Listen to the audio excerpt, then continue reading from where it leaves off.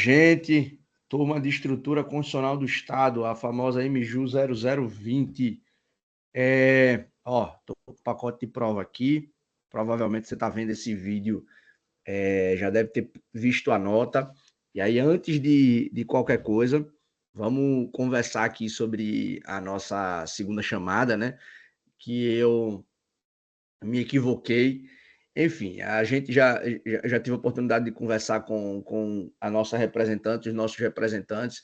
Então, é por isso que eu deixo tudo combinado, deixo tudo certinho, porque o combinado não sai caro, entendeu? Às vezes o pessoal reclama demais, o professor Helder fez isso, o professor Helder fez aquilo. Tá combinado. Se tiver combinado, né, é segurança jurídica, é previsibilidade nas relações. Então, como eu fui o responsável pelo erro, eu quem tenho que trazer aqui a solução também, tá? Mas, obviamente que eu preciso, devo a vocês um pedido de desculpa, né, um pedido de perdão, porque a falha foi toda minha e eu estava achando que estava tudo certo, ninguém comentou nada, ninguém falou nada no dia da prova, então só depois, realmente, quando o pessoal entrou em contato comigo, que eu percebi. Eita, a porta bateu ali.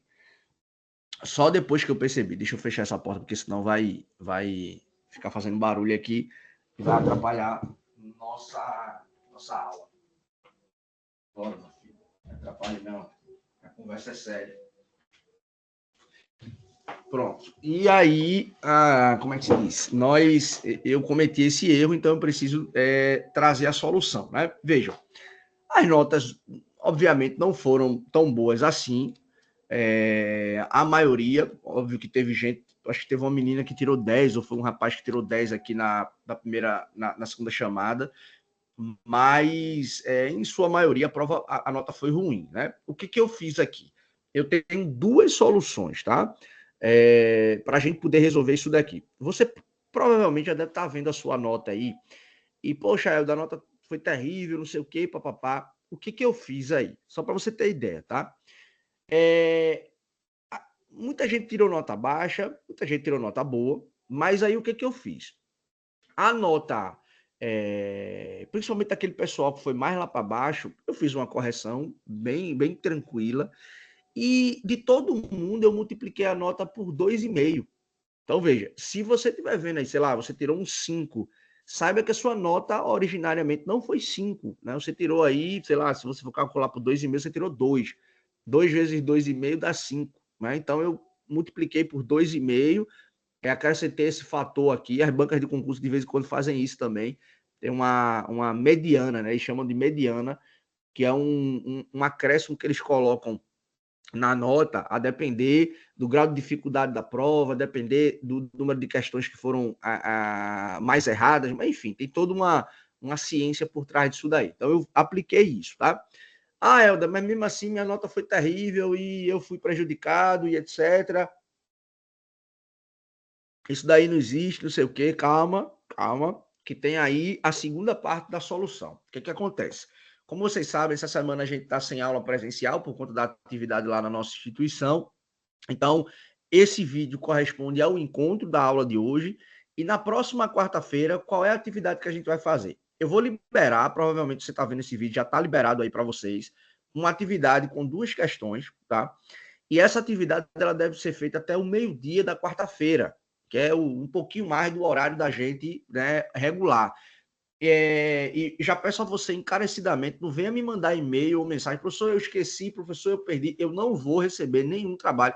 A atividade fechará em ponto, meio-dia, porque eu já estou com prazo para lançamento de nota, e as notas de vocês já estão lançadas, mas para correções, eu preciso que o dia, o prazo máximo, o prazo fatal é exatamente na próxima quarta-feira. Então, as notas de vocês estão lançadas, depois eu vou pegar os trabalhos, vou corrigir e vou fazer as correções de quem fez o trabalho, acrescentando a nota, tá? Então você tem aí a oportunidade de ter mais 2 pontos no primeiro GQ, fazendo essa atividade. Faça, vai ser pelo Teams mesmo. Eu vou abrir, você já deve estar vendo aí. E aí, a partir disso, eu vou fazer a correção e vou fazer a inserção dessa pontuação, beleza? O pacote de prova está aqui do lado, tudo organizadinho, com o nome do pessoal. E aí eu quero que você, né, se comprometa, não invente de querer me mandar depois do horário, porque eu não vou receber, tá? A gente vai resolver dessa forma para que minimamente a gente diminua. E aí as notas vão se equiparar mais ou menos às notas do pessoal da primeira avaliação, certo? Da primeira chamada, aliás. Então eu vou fazer o seguinte, eu vou compartilhar aqui uma tela com vocês, que é exatamente a nossa prova. Vou fazer aqui alguns breves comentários e aí a gente, né, termina essa nossa conversa aqui. Olha só, apesar de ter sido, né, uma prova aberta, mas foram conteúdos aí que a gente basicamente trabalhou na nossa prova. Veja, essa questão aqui de criação de um novo Estado, né? De acordo com a Constituição, é viável a formação do Estado beta, justifique, logicamente que é, nós vimos lá no parágrafo 3º do artigo 18 da Constituição, que é preciso de consulta, a população, né, envolvida, é preciso lei complementar aprovada pelo Congresso Nacional, né? E há muitos movimentos que podem acontecer ali no que diz respeito aos estados, né? Desmembramento e formação, desmembramento e anexação, a incorporação entre si, subdivisão, nós vimos tudo isso, né? E no caso concreto, em tese, seria possível sim a criação, né, da formação aí do estado beta, ok? Aí a segunda pergunta: o surgimento do estado beta configurará o fenômeno da secessão? Não, né? A secessão é aquele fenômeno que acontece em confederações, que é o direito que eventualmente um ente confederado tem de sair daquela federação e se declarar autônomo aqui e simplesmente não fazer parte mais daquele arranjo político. Então, não é dado a nenhum ente o direito de se separar da nossa federação. Inclusive, isso pode gerar intervenção federal, né, para manutenção da unidade nacional. Então, a resposta bem direta aqui seria exatamente essa, tá? Letra C. Caso seja criado o Estado beta, de acordo com o sistema jurídico constitucional brasileiro, suas competências materiais e legislativas estariam todas expressas na Constituição, justifique. Eu lembro que na prova eu fiz até um comentário, por quê? Porque quando eu comecei a explicar a repartição de competências na Constituição, eu disse para vocês que nós temos muitas técnicas, né? Competências numeradas ou expressas, competências residuais, etc, etc. Expliquei para vocês, inclusive, o critério de repartição de competências na Constituição americana, que ela diz expressamente quais são as competências da União e, residualmente, os estados possuem competência, e lá se gerou uma dinâmica dos estados terem ampla, né, competência constitucional. Então, nesse quesito aí, você precisava dizer, e eu, inclusive, usei o exemplo do artigo 25, mostrei, a gente fez a leitura na sala de aula, porque a Constituição quis usar isso para o Estado, né, dizendo que aquilo que não estivesse reservado aí não estivesse proibido, né, para os municípios, para os estados, ele teria essa competência. Então, a competência do Estado, a resposta correta é: não estão todas enumeradas, porque, em sua maioria, a competência dos estados ela é residual. Tem competências expressas? Tem. Há competências que nós vimos na aula, inclusive, o artigo 25, nos parágrafos lá, diz que o Estado, ao Estado compete basicamente fazer o quê? Ao Estado compete a explorar o serviço de gás canalizado. Isso é uma competência expressa. Tá? Então, existem, mas nem todas estão lá, tá certo? Então, você, para obter aí os 4 pontos da questão, você precisaria responder dessa forma. Essa foi uma questão aqui que muita gente, até eu já apliquei essa prova em outro contexto, essa questão em outro contexto, e o pessoal se embanana ali na hora, porque, mas é isso, mas é aquilo. A questão dá uma mudada, né, de configuração, mas são duas situações muito simples. Primeiro, a matéria de crime de responsabilidade, segundo o STF, é uma matéria de competência privativa da União, porque se equipara ao direito penal, e o direito penal é competência privativa. Várias vezes eu usei esse exemplo, né, em sala de aula. Então você iria responder assim, que o Estado não poderia, né, aprovar uma emenda tratando de sanções e de questões relacionadas a crime de responsabilidade, porque a competência é privativa da União, né? Na outra situação aqui, deixa eu só, eu estou conversando com vocês, mas deixa eu mostrar aqui, ó. Na outra situação, na letra B, pode o Estado alfa produzir a normatização específica que se refere ao enunciado? Veja, aqui no final eu ainda acrescentei uma informação. Considere que a legislação acerca de regime dos portos é de competência privativa da União, nos termos do artigo 22, inciso 10 do texto constitucional. Então, veja, você tinha duas formas de responder isso daqui e obter a pontuação. Você poderia dizer o seguinte: olha, como se trata de competência privativa da União, o Estado não poderia produzir a normatização específica, ok? E você poderia ainda dizer o seguinte, olha, embora seja competência privativa da União, eu aceitei isso também e aceitaria com certeza.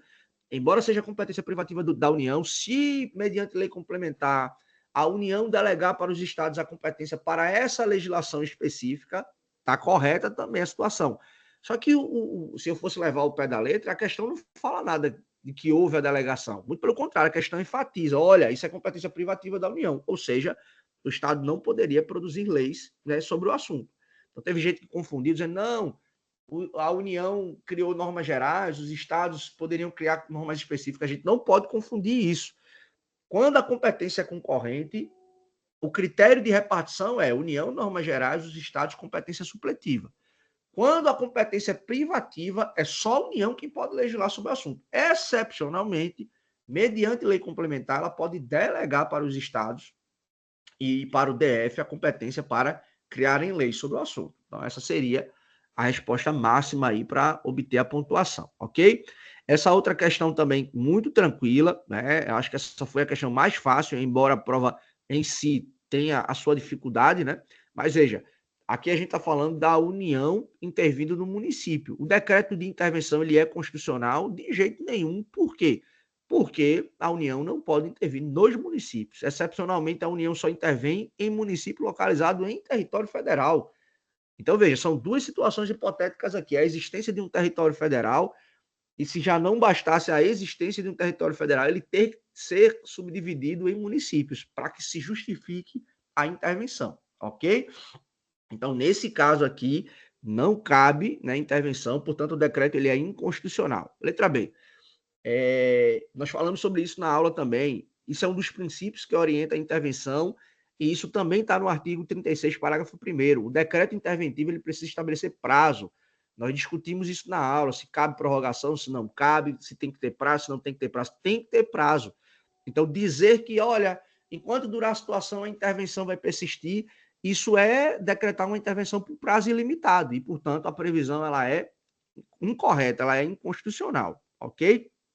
E a letra C diz assim, ó, o fato de a decisão presidencial não ter sido antecedida de requisição pelo STF indica a invalidade do decreto, né? Indica a invalidade do decreto, justifique. Veja, essa questão aí, esse item ele trouxe um pouquinho mais de complexidade, mas você tem que lembrar de algumas coisas. Primeiro que existem situações específicas em que cabe requisição do STF, no caso de impedimento ou coação ao Poder Judiciário Estadual, para dar provimento à ordem ou decisão judicial, nós vimos isso, e também naquela situação de intervenção provocada quando há propositura de uma ADI interventiva. Então, quando o PGR propõe uma ADI interventiva, se o STF der provimento a essa ADI, ele faz a requisição ao presidente da República. Mas vamos considerar que essa situação ela seria possível, que a União poderia intervir naquele município. Se isso fosse possível, não haveria necessidade de requisição do STF, porque isso seria um caso de intervenção espontânea. Vamos imaginar o seguinte: tire o nome município da questão e coloque estado. Você ia ver que se encaixa perfeitamente numa situação de intervenção federal provocada, aliás, de intervenção federal espontânea, tá certo? Então, essas seriam aí as questões as respostas, né, da nossa prova, ok? Então, eu vou encerrar aqui o compartilhamento. Então, a gente fica combinado assim, relembrando, tá? Eu fiz a aplicação de uma mediana, multipliquei por 2,5 a prova de todo mundo, então tem gente que ficou com nota lá em cima, nem vai precisar fazer o trabalho, mas para quem quiser, para quem ficou com a nota muito lá embaixo, até quarta-feira, meio-dia, você pode entregar a atividade, valendo até 2 pontos para acrescentar. E, repito, não vou receber depois do horário, você não vai conseguir, porque o sistema vai fechar, então você vai ter aí 2 dias para poder entregar o trabalho. Entregue, porque eu vou fechar literalmente a porta e vou jogar a chave fora, porque eu não vou mexer mais nisso, considerando o prazo que a gente tem aqui para o cumprimento das demandas institucionais. Ok, pessoal? Então, obrigado aí pela atenção de vocês. Qualquer dúvida, qualquer demanda, mandem para mim no privado, que a gente pode conversar individualmente, mas eu acho que essa aí é a melhor forma da gente poder resolver nossa situação, beleza? Um forte abraço, até a nossa próxima aula.